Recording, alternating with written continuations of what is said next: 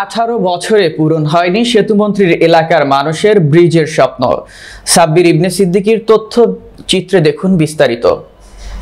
৩ নং দানসিঁড়ি ইউনিয়নের নোয়াখালী খালের দুই পাশে দুই পারের মানুষের জনভোগান্তির স্বপ্নের একটা ব্রিজ ছিল এই ৩ নং দানসিঁড়ি ইউনিয়ন নোয়াখালী খালের উপর দিয়ে একটা ব্রিজ।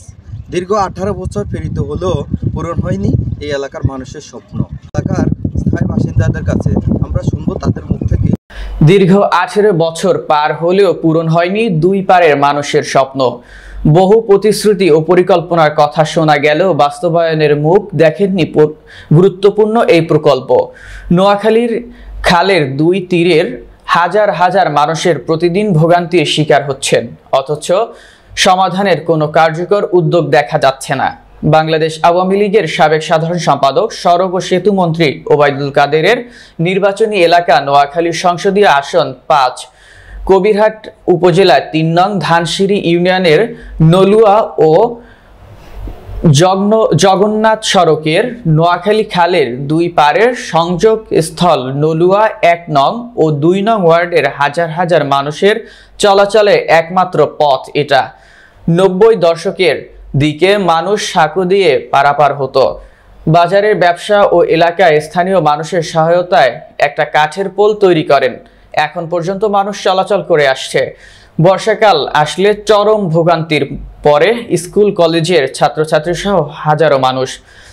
স্থানীয় বাসিন্দাদের অভিযোগ, বারবার নির্বাচনের সময় নেতারা উন্নয়নের প্রতিশ্রুতি দিলেও সময় গড়ানোর সঙ্গে সঙ্গে সব ভুলে যান।